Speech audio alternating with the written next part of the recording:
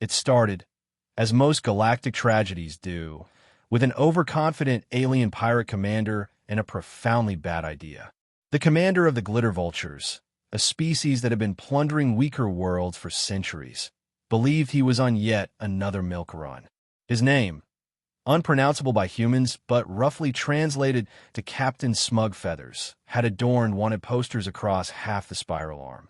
He had made his career by identifying vulnerable civilizations, landing just hard enough to extract tribute, loot, and slaves, but not so hard as to draw attention from galactic authorities. And now, the Glitter Vultures had stumbled across a strange little blue marble called Earth. Captain Smugfeathers knew what to expect. Another upstart species with primitive technologies, weak defenses, unremarkable biology, perhaps some novelty cuisine and amusing folk rituals. His scouts reported humans had only just begun playing with interstellar travel and hadn't even weaponized their sun yet. Laughable. So the Glitter Vultures swooped in with their usual pirate flair. Dropships blacked out the sky over New York, London, Beijing, Mumbai, and Nairobi simultaneously. They hacked satellites and broadcast a perfectly rehearsed declaration of dominion in 57 languages and one insultingly bad attempt at Swahili, while the humans below gawked. For the first few hours, everything went by the book. The Vultures disabled airports, bombed a few power plants for dramatic effect, and landed in population centers where humans were already lining up with smartphones to record them. Captain Smugfeathers even posed for a few holograms before ordering his troops to start looting. It was all very civilized, until one of his lieutenants, let's call him Lieutenant Dumtalone, got annoyed. See, humans do this odd thing. When threatened, their young tend to scream. Loudly, incessantly, ear-splittingly. And so it was that Lieutenant Dumtalone, standing in a market square in Kansas City, heard the cry of an infant being held by its mother, and decided he'd had enough. He drew his sidearm, sneered, and pulled the trigger. And that, ladies and gentlemen, is when history turned. The infant went limp in the mother's arms. A neat hole burned through its tiny chest. The square went silent. And then came the sound that would echo through the galaxy for generations. The mother's scream. She didn't run. She didn't cower. She didn't even cry in the way the Glitter Vultures expected. Instead, she lunged. Lieutenant Dumtalone got exactly 2 more shots off before she reached him, disarmed him, and began beating him to death with his own weapon. It took 16 vultures firing at her to bring her down, but not before she turned Lieutenant Dumtalone into a feathered pulp. And, unfortunately for the vultures, somebody recorded the entire thing. Within minutes, every human on Earth had seen it. Within hours, it was translated into dozens of languages and broadcast into space. The video, just 37 seconds long, became known simply as the Cub's Cry.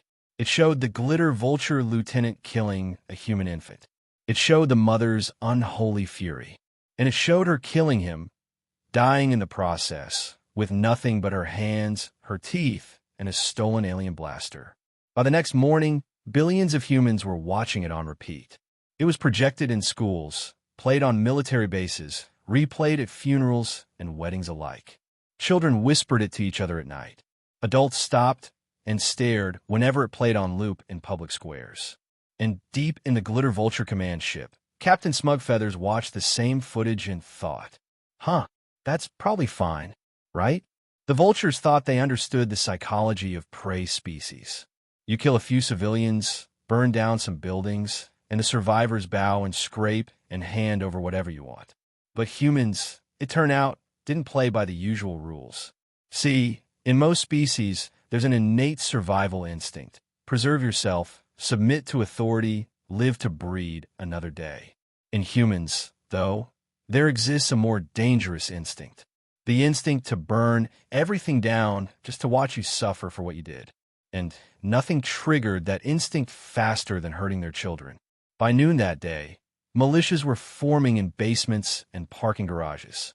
Former rivals were shaking hands and loading rifles. Tech companies were volunteering engineers and coders. Retired generals were showing up at recruitment centers in wheelchairs.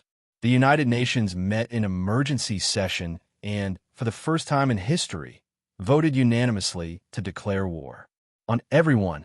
At first, the Vultures didn't even notice. After all, humans had no real space fleet. They had barely begun deploying orbital weapons. Their navies and air forces couldn't even breach low orbit. But then came the cyber attacks, military-grade malware that blacked out Vulture ships, spoofed their sensors, and even took control of a few drones mid-flight. Then came the assassinations. Glitter Vulture captains stabbed in their sleep, supply depots blown up from within, entire crews poisoned without a shot fired. Then, somehow, came the ships. Humans started launching improvised warcraft built from mining rigs, retrofitted shuttles, and, in at least one instance, a retooled amusement park roller coaster. By the end of the first month, 3 Vulture bases were nothing but smoking craters. By the end of the second month, the human fleet, still held together with duct tape and spite, had driven the Glitter Vultures completely off Earth. And by the end of the year, humans were invading Vulture homeworlds. For centuries, the galaxy had laughed at humanity, called them unevolved, undisciplined, uncouth. But now, they watched in horror and awe as humans tore through the Glitter Vultures like a plague of sentient chainsaws. An anthropologist from the Keelan Confederation was quoted saying, "We thought they were harmless. Then they started putting knives on their guns. Then they started putting guns on their knives. Then they started putting knives on each other just to see what would happen. Now we're not sure what they are anymore." The Glitter Vultures sent pleas for aid, for asylum, even for mercy. But no help came, because everyone else in the galaxy had seen the cubs cry too. And everyone else in the galaxy agreed on one thing. You don't mess with a species that values its young more than its own survival. Captain Smugfeathers was eventually captured, dragged before an Earth tribunal, and sentenced to a fate so terrifying it was classified. Sources later suggest it involved a live studio audience, a bottle of bourbon, and the mother of the slain child personally flipping the switch. Humanity didn't stop with the Glitter Vultures. They made sure the entire galaxy understood the new order. You don't touch human children. You don't look at human children. You don't even think about human children. Or, as one Terran general famously put it during a broadcast to the Galactic Assembly, "Hurt our kids and we'll burn your gods to the ground, pave over your homeworld, and build a kindergarten on top of it." And everyone believed him. Years later, the video of the Kansas City mother still plays in human classrooms. The final shot, her bloodied hands clutching the alien weapon, standing over the corpse of her child's killer, became the defining image of humanity's rise. Above it are carved the words that became humanity's new motto in the stars. You poke the cub, you woke the bear. And somewhere, in the deepest corners of the galaxy, alien warlords still whisper to their heirs, "Whatever you do, don't wake the bear." The Keelan Confederation thought they were clever. For centuries, they had kept the balance of power in the galaxy by pitting smaller empires against each other, arming just enough underdogs to bleed out whoever got too ambitious. It was cheap, it was effective, and it kept trade lanes open for everyone. So when the Pankin Empire started swallowing systems whole, brutal, efficient, and impossibly smug, the Keelan decided to tip the scales the way they always did. Find a desperate little species, throw them some guns, and watch the fireworks. Unfortunately for the galaxy, the desperate little species they found was humanity. The humans were still polishing the soot off their cities from the Glitter Vultures raid when the Keelan showed up in orbit with sleek ships and even sleeker promises. "You want revenge?" asked the Keelan ambassador, his scales glittering as he tried his best sympathetic benefactor look. "We'll give you the ships, the weapons, the training. All you need to do is help us address a small problem called the Pankin Empire." Humans didn't even let him finish before answering. "Oh," said Earth's Secretary of Defense, leaning forward over the conference table. "You're going to pay us to kill assholes? You should have opened with that." And just like that, the deal was sealed. The Keelan spent months explaining their precious doctrine to the humans. How you secure orbit, how you sweep the surface, how you deploy only after suppressing resistance, how you advance methodically to minimize casualties. Humans nodded and smiled all the way through the briefings. Then they got into the ships and forgot everything. The first human-led operation was supposed to be a joint strike on a Pankin colony world.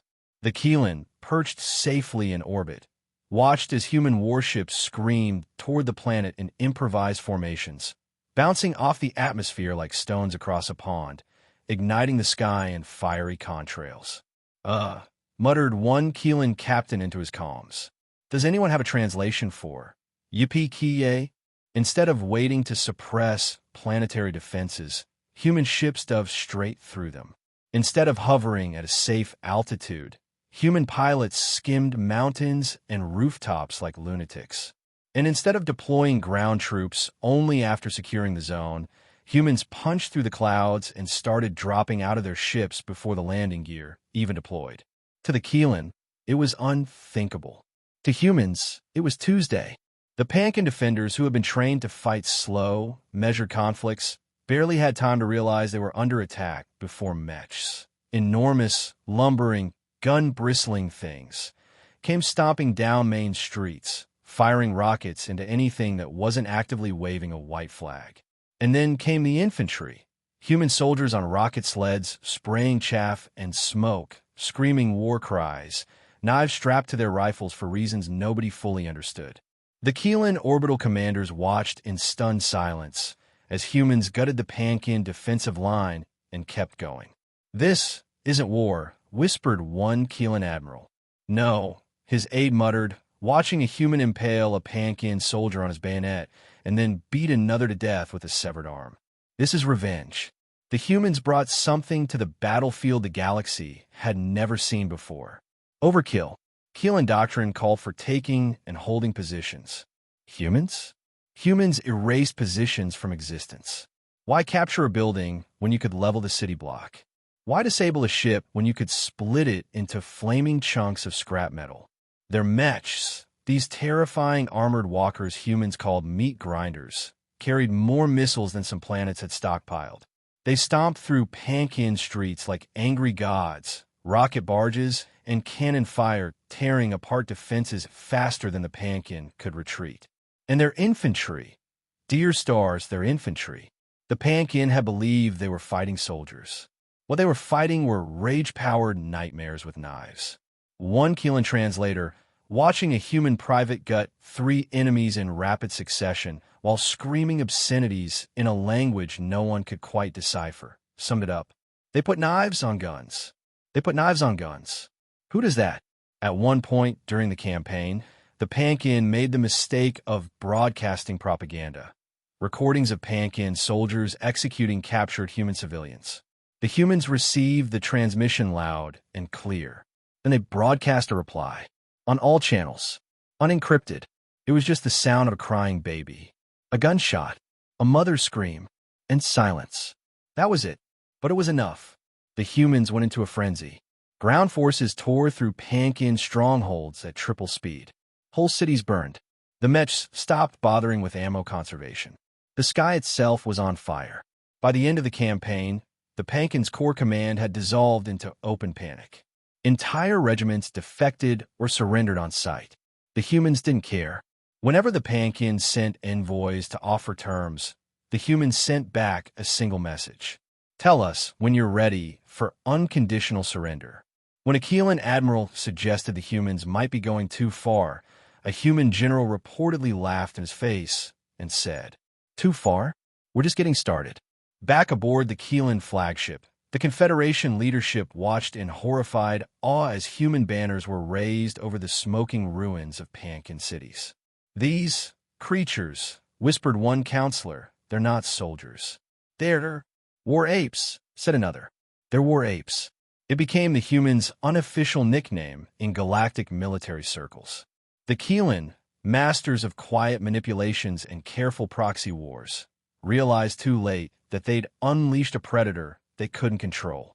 And humanity, once a meek, overlooked backwater species, now had a taste for blood and no intention of stopping until the Pankin Empire was dust. The humans were offered medals, accolades, and commendations for exceptional bravery. They laughed. One human commander reportedly accepted his medal, leaned into the microphone, and told the Galactic Assembly, "We didn't do this for medals. We did it because somebody killed our kids. And now we're going to make sure nobody ever forgets what happens when you do that. And then he walked away to board the next assault ship. The humans taught the galaxy many lessons that year. That war isn't just about territory. It's about vengeance. That you can't quantify spite or fury in a strategy document. That doctrine crumbles when a species decides it's okay to die as long as they take you with them. And most of all, that when humans join the party, they don't bring wine. They bring gasoline. And they're already striking the match. In the wake of the campaign, the galaxy watched as the Pankin offered unconditional surrender and humans dictated the terms. Not the Keelan, not the Confederation, but the very species everyone had mocked as backward savages barely out of the Stone Age. The terms were brutal. The Pankin homeworlds were stripped, their armies dissolved, their survivors left to scratch out a living under the shadow of human colonies. And the humans didn't even bother to gloat. They just loaded up their mechs, sharpened their bayonets, and asked, "So, who's next?" By the time humanity was done turning the Pankin Empire into an agrarian tourist attraction, the rest of the galaxy had learned at least one thing. If you want a clean, polite, by-the-book war, don't invite the humans. If you want a war one, well, you don't really get a choice, do you? But of course, the galaxy is nothing if not full of opportunistic idiots, which is how we arrive at humanity's third grand galactic performance, a masterclass in diplomacy, or as humans called it, aggressive negotiation with style points. The Zalian hive, to give them credit, were not entirely stupid. They had watched what happened to the Pankin. They had even clapped politely at the surrender ceremony, pretending to be shocked by the sight of human war machines stomping on the ashes of Pankin capitals. But in their cold, chittering hearts, they were still Zalians, and Zalians don't ask for things. Zalians take. So, while humans were busy planting flags and converting Pankin cities into coffee shops and kindergartens, the Zalians quietly crept into a few border systems and started dropping their colony ships. On paper, the Zalian queen was very clear. These were unclaimed territories that the humans obviously didn't need. In reality, they'd picked them precisely because humans were eyeing them next. They wanted to see if the war apes could be bluffed. When the Zalian queen called a meeting with the human colonial governor in the disputed region, she thought she was being magnanimous. After all, Zalians didn't usually bother with formalities before they devoured their neighbors alive. Her drone appeared on the governor's view screen, tall, armored, with mandibles clicking in calculated impatience. "You will vacate the systems," she said. "No greeting, no small talk, just straight to the point." The human governor, a balding man named Raymond, leaned back in his chair, sipping coffee, not even looking at the screen. "That's cute," he replied, deadpan. "You rehearsed that?" The drone twitched. "You will vacate the systems," the queen repeated, slower this time, as if speaking to a particularly dim hatchling. Raymond finally glanced at her and smirked. "Majesty," he said with a mock bow, "we're happy to share the systems. Neutral zone. No settlements until we've worked out a treaty. Fair for everyone. 6 months. Good faith." The queen's mandibles clicked furiously. "No sharing. Vacate, or we remove your biomatter." Raymond set his coffee down and folded his hands on his desk. His smirk didn't falter. Respectfully, he said, "You can kiss my biomatter." The queen went silent. "This isn't up for discussion," he added. "If you want neutral ground, say so. If you want war, that's above my pay grade. I'll forward the recording to my boss. Have a lovely day." And with that, he ended the transmission. Rather than taking the hint and backing down, the queen did what Zalians do best. She doubled down. Her fleets consolidated in the border systems, turning them into fortresses overnight. Pankin survivors, now little more than hunter-gatherers, were rounded up and turned into biomatter. When the humans protested, she laughed and sent a single statement to the Galactic Assembly. The systems were empty of civilization. We improved them. She thought she was proving her dominance. She was really just proving she didn't understand humans at all. The human Grand Presider, Maxwell, the same one who oversaw the Pankin collapse, was summoned to the Confederation Hall.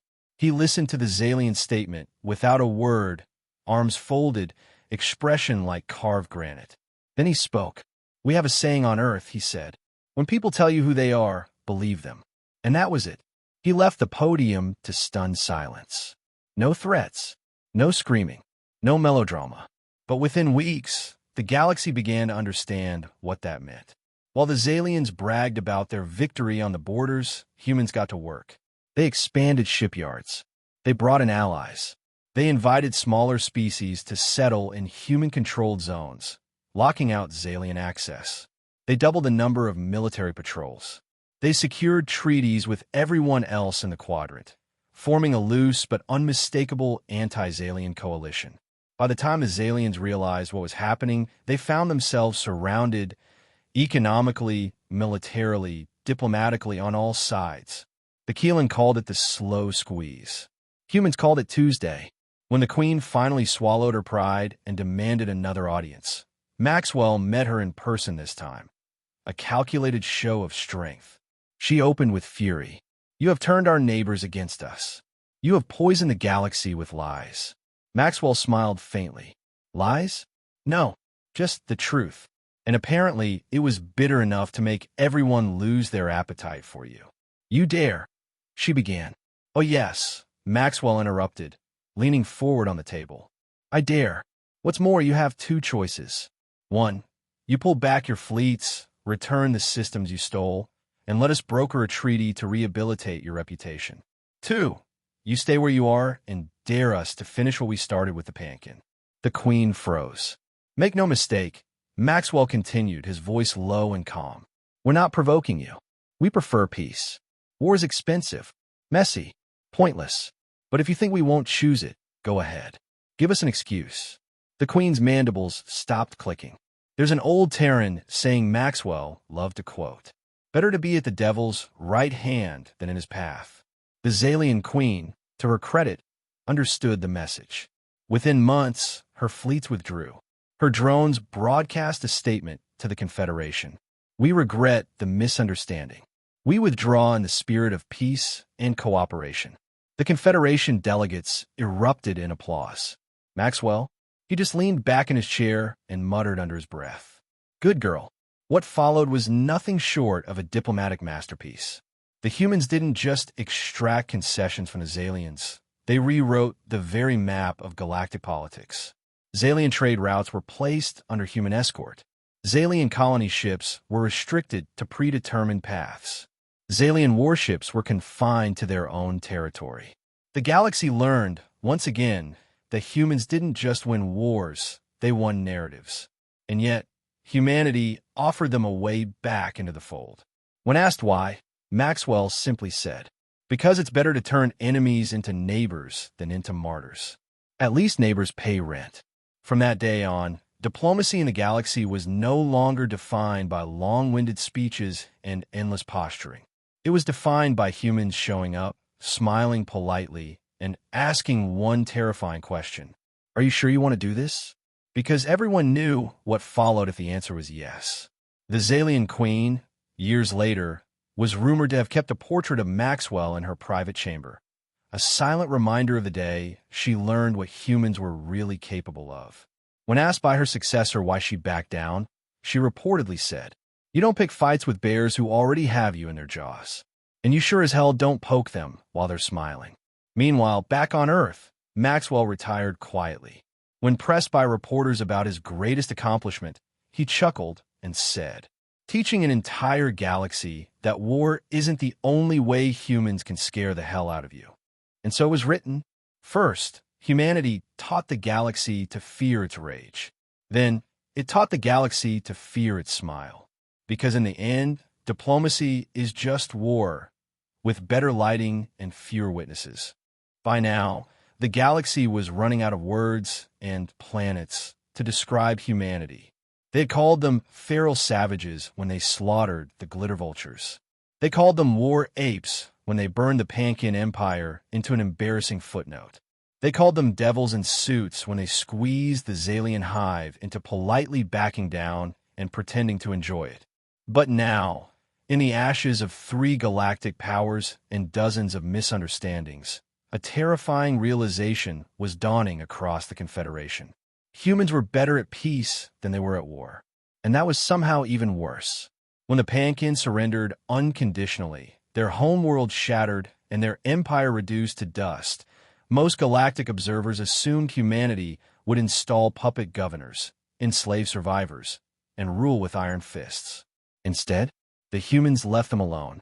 Sure, they seized the best land, planted a few dozen colonies, and made sure the Pankin couldn't build so much as a slingshot without permission. But compared to what the Pankin had done to others for centuries, it was practically charity. One Keelan counselor watching the settlement process muttered, "They treat their enemies like neighbors they don't like, but still have to invite to dinner." And it was true. The humans saw no point in eradicating the Pankin completely. Why waste the bullets? But they didn't forget. Oh no, they never forgot. Within a decade, the Terran ascendancy was official. 117 worlds settled. Countless stations. Vast industrial shipyards glittering in orbit. A population growing exponentially thanks to cloning, large families, and a sheer refusal to die conveniently. What shocked the Confederation wasn't how fast humans expanded. It was how fast they made everyone else join them. You'd expect a species that burns cities for fun to inspire terror, not loyalty. Yet, here they were, inviting former enemies into their colonies, hiring ex-Pankin engineers to rebuild infrastructure, offering citizenship to any species willing to swear loyalty. One alien ambassador described it perfectly. They destroyed the Pankin Empire by turning it into a neighborhood block party and then inviting the survivors to bring snacks. The Keelan were the first to figure it out. The humans weren't just building an empire. They were building a community. And in that community, everyone, even the weak, had a place. Because here's the secret humanity had learned from its own brutal history. If you make your neighbors feel like they belong, they're less likely to stab you in the back. So while everyone else was busy licking their wounds, humans started signing defense pacts, opening trade lanes, and integrating dozens of minor species into their colonies. Some of those species had fought against the humans just a few years earlier. Now, they were happily working in human shipyards, singing human songs, raising their kids next to human playgrounds. Because somehow, impossibly, the galaxy had discovered the humans' most dangerous weapon: kindness. Of course, not everyone was convinced. In the Great Council Hall, the Confederation's finest minds gathered to discuss the growing problem. "Mark my words," hissed a Golian admiral, his feathers bristling. "This human peace is just war by other means. They're expanding too fast. Colonies popping up everywhere. If they keep this up, interrupted a feline delegate, the quadrant will finally be stable for the first time in 1,000 years. Pirates are gone. Trade's booming. Minor races have security." The admiral snorted. "That's what scares me. They're too good at it." The High Lord of the Council, an ancient reptilian who had lived through 3 wars and 8 peace conferences, spoke last. "You idiots," he croaked. "Don't you get it? They don't care about war or peace. They care about winning." And everyone fell quiet because, deep down, they all knew he was right. Then came the real shocker. The remnants of the Pankin survivors, those who hadn't starved or been exiled, sent a delegation to Earth. On live broadcast, the leader of the broken empire knelt before the Terran Grand Presider and spoke. "We will fight for you. Let us serve in your armies. Deduct our pay from our reparations. Just let's be useful again." And the humans, in their infinite, sarcastic grace, said yes. Because nothing says victory quite like turning your worst enemies into your soldiers. By the time the Zalians signed their regretful misunderstanding treaty, humanity's reputation had morphed into something almost mythical. Children across the quadrant now played with little human soldier dolls. Merchants plastered human flags on their stalls to avoid accidental inspections. Pirate crews had standing orders to flee on sight of a Terran vessel. And even in the farthest corners of the galaxy, everyone knew what a single human smile meant. You were about to have a very bad day. One Keelan diplomat summed it up in an interstellar op-ed. "It is no longer possible to tell where their war ends and their peace begins. Either way, they win and you lose." So what made human peace so terrifying? 2 things. First, they treated peace the way others treated war, seriously. They planned it. They invested in it. They trained for it. They practiced diplomacy like it was combat, seeing every negotiation as a battlefield with winners and losers. Second, their peace was optional. You didn't have to join. But the alternative was, well, let's just say the Pankin and Zalians could tell you about the alternative. At his final address before retiring, Grand Presider Maxwell stood before billions and said, "When we fought the Pankin, they taught us that war is the language of the galaxy. But then we learned something better. Peace is just war with better PR. And in peace, you get to build things instead of burn them. You get to raise kids instead of bury them. You get to drink toast instead of spilling blood. But if you ever forget that we can still burn it all down if we have to, just ask the Pankin what happened when they tried." He smiled. The galaxy shivered. By the end of his term, Maxwell left behind an ascendancy so dominant that nobody even bothered to challenge it anymore. Not because they loved the humans, not even because they trusted them, but because, for the first time in galactic history, everyone believed that peace was possible, under one unspoken condition. It was humanity's peace, and you damn well better not mess with it. As a Keelan historian later wrote in his memoirs, "The war apes came to teach us war. Then they taught us peace. And both lessons hurt just as much." On Earth, in the plaza outside the Confederation's headquarters, a bronze statue of a human soldier now stands, bayonet in one hand, treaty scroll in the other. At the base, in bold letters, the inscription reads, "Si vis pacem, para bellum." But if you want peace done right, let the apes handle it. And the galaxy wisely obeyed. By the time humanity finished pacifying the Pankin, outmaneuvering the Zalians, and turning their galactic neighborhood into a peace-themed block party at gunpoint, the galaxy heaved a collective sigh of relief. Surely, the war apes were done. They had everything now. Colonies sprawled across 100 worlds, fleets humming with the newest tech, allies in every corner of the Confederation. Even their enemies worked for them now, rebuilding what they had burned just a few years before. But, of course, the galaxy had made one crucial mistake. It assumed humans had an off switch. Enter the Massives. The Massives were not like the Pankin, the Zalians, or the Glitter Vultures before them. They weren't brash pirates or insectoid manipulators. They weren't even warm-blooded. They were 2-meter-tall mountains of living rock, ancient, patient, and utterly convinced of their own invincibility. For millions of years, the Massives had feasted on their homeworlds, consuming mountains, strip-mining asteroid belts, and converting entire planets into endless fields of minerals for their kind. But now, they were running out of rocks to eat. And unfortunately for the galaxy, they looked up from their depleted homeworlds, saw humanity's shining colonies, and decided they looked delicious. It started, as galactic crises so often do, with a ridiculously polite memo. The human Grand Presider, Maxwell, stood before the Confederation Council, his hands folded behind his back, and delivered the report. "We've detected significant massive fleet movements near the Golian border. Thousands of ships, possibly millions. Unclear if it's a migration or an invasion. Either way, we've opened a line of communication and invited them to talk." The council collectively winced, because everyone knew what invited them to talk really meant. Humanity was about to ruin someone's day. The Golians, the bird-like neighbors of the Massives, were already panicking. "The Massives are relentless," one High Lord squawked. "They have never lost a war, never even needed to. They simply crush opposition underfoot until it stops wriggling." Another added, "Their core worlds are starving. They have nothing to lose." But Grand Presider Maxwell just listened, his one organic eye cold and his steel prosthetic one glinting. When they finally asked for his opinion, he simply said, "We've already beaten an empire, then an empire in training, then a swarm. We've had practice."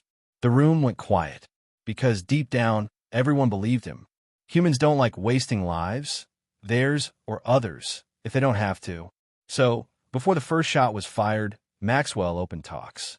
His message was broadcast openly in all directions, making sure the Massives and everyone else could hear it. "We understand your species is starving. We sympathize.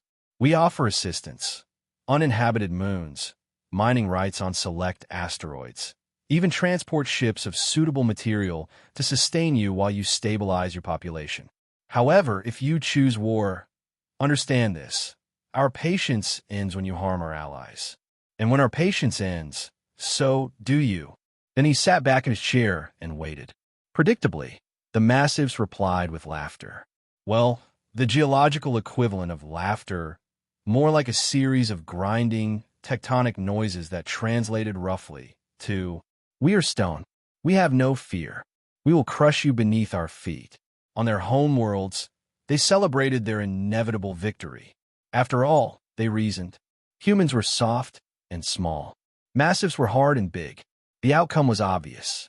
They forgot, of course, that the Pankin had thought the same thing. Within weeks, their fleets moved into Golian space. At first, it seemed humanity's warnings were hollow. The massive juggernauts swept through border outposts, pulverizing defense platforms and strip-mining moons as they advanced. The galaxy watched in horror. Then the first human fleet arrived, and everything changed. If the Pankin campaign had been humanity learning to fight, and the Zalian affair had been humanity learning to negotiate, then the massive crisis was humanity showing what they had learned from both. Instead of charging in recklessly, human fleets appeared at key choke points, cutting off supply chains and blocking reinforcements. Instead of flattening planets, they evacuated civilians and planted sabotage teams behind enemy lines. Instead of panicking, they simply smiled, which to the massives' growing unease was much, much worse. The massives quickly discovered that no matter how hard your skin is, it doesn't help when humans start drilling into it. Specialized infantry units, affectionately called pebble punchers, deployed to massive occupied worlds wearing exosuits loaded with rock-busting drills and thermobaric charges. They swarmed over massive soldiers like ants, cutting through their armor with surgical precision. At one point, a human squad detonated a series of explosives that collapsed an entire mountain, with a massive general still inside it. The message was clear. You may be stone, but stone breaks too. The humans also unleashed something the massives had no defense for: mockery. They painted slogans like "Sedimentary," "My dear Watson" on their warships. They started broadcasting rock music loudly before every engagement. One unit even dropped leaflets over a massive stronghold reading, "Geologists say you're under pressure." We agree. The massives didn't understand humor, but they understood being humiliated. And it hurt worse than the explosives. As the human fleets closed in on the massive core worlds, the unthinkable happened. The massives sent an emissary. On the open channel, broadcast to the entire quadrant, the massive emissary rumbled, "We will talk." And that was the beginning of the end. In a grand ceremony, the humans dictated terms, in full view of every species in the Confederation. The massives were granted access to resource-poor moons and asteroids deemed useless by everyone else. Massive war fleets were restricted to their home systems. All remaining mining rights on inhabited worlds were permanently revoked. The humans brokered agreements to help the massives develop more sustainable population controls. And then Maxwell, with his trademark faint smile, added, "One last thing.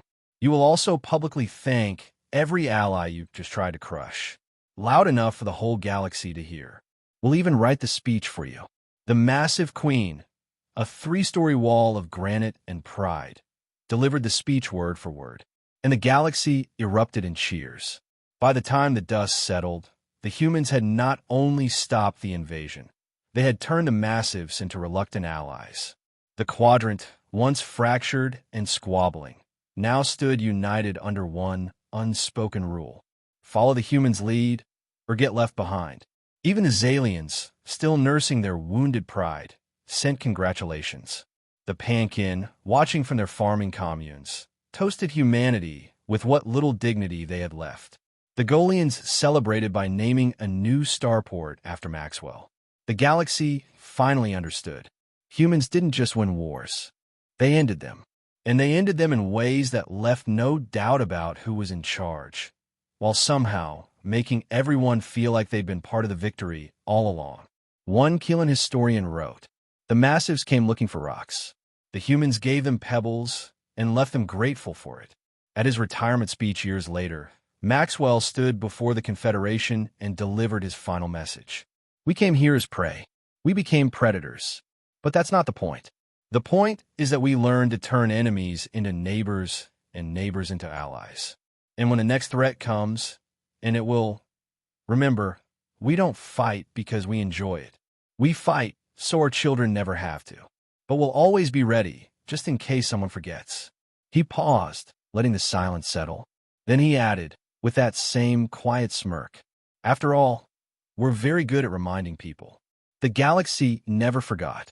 And somewhere in the quiet halls of the Confederation archives, engraved on a monument of black stone, one phrase stands eternal. "They thought we were done, but humans are never done. We just reload."